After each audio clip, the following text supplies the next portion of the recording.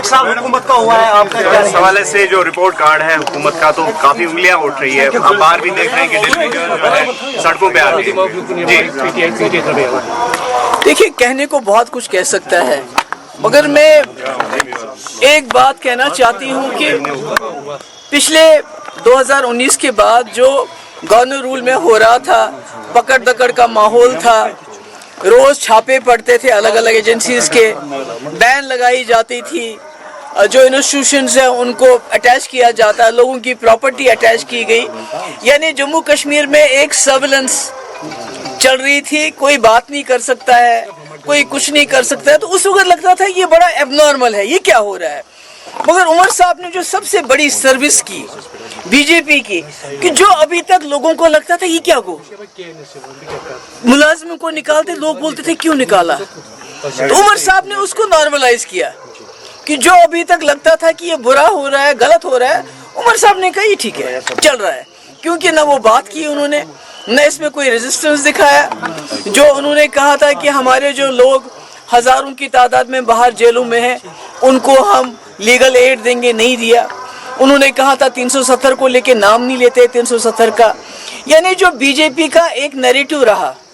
کہ مسئلہ کشمیر کے حوالے سے کوئی بات نہیں ہونی چاہیے، 370 کے حوالے سے کوئی بات نہیں ہونی چاہیے،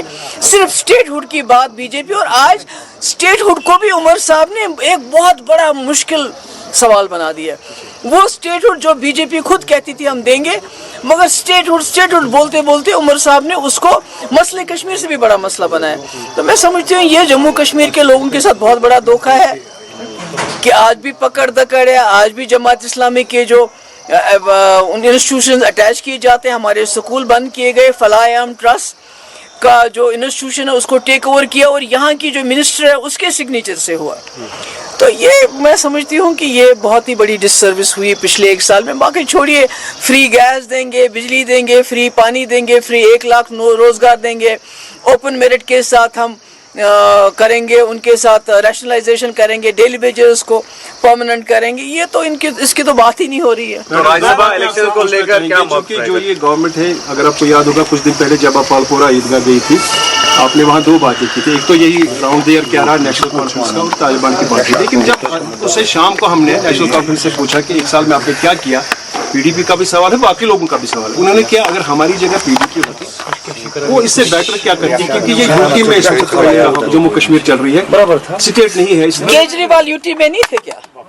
کیجریوال میں یو ٹی میں رہ کے لوگوں کو فری بجلی نہیں دی، فری پانی نہیں دیا، اسکولوں کو امپروو نہیں کیا،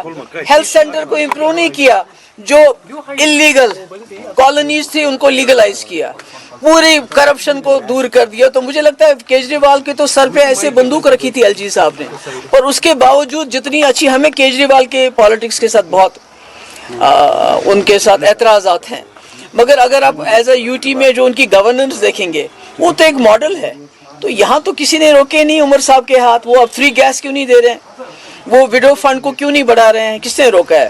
وہ فری پاور کیوں نہیں دے رہے ہیں، پانی کیوں نہیں دے رہے ہیں، روزگار کیوں نہیں دے رہے ہیں، جو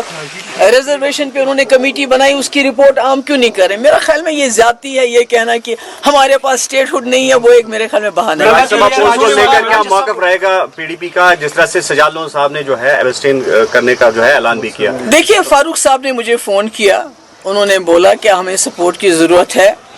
میں نے ان کو یہ بتایا کہ دیکھیے سپورٹ جہاں تک ہے ہم آپس میں اپنی ہمارے سینئر لیڈر بیٹھ کے بات بھی کریں گے، مگر میں نے ان کو بولا ہماری کچھ بلز ہیں جو پچھلے سیشن میں بھی لائی تھی، ہم نے آج بھی لائی ہیں، کم سے کم اس میں 1-2 بلز تو ہمارے آپ پاس کروا دیں، چاہے وہ جو یہ جو لوگوں کے جو غریب لوگوں کی گھاس چرائے میں 30 سال سے زیادہ وقفے سے جو ان کے پاس جگہ ہے، مکان ہے، دکان ہے، گاؤں کھانا ہے، اس کو ریگولرائز کی لیجیے، یا جو ڈیلی ویجر بیچارے ہزار مطلب اتنے سالوں سے 20-25 سال سے سارا جو سرکار یہ چلاتے ہیں، چاہے پی ایچ ای ہو، آر این بی ہو، اریگیشن ہو، کوئی بھی ڈپارٹمنٹ ہو، ہیلتھ ہو، تو ان کی وجہ سے وہ ڈپارٹمنٹ چلتا ہے، تو یہ بیچارے 8,000 روپے پہ کیا کریں گے؟ تو اگر کم سے کم یہ 1-2 بلز میں وہ ہماری مدد کریں، اس کو پاس ہونے میں مدد کریں، تو شاید ہم سوچ سکتے ہیں اس بارے میں۔ Thank you so much.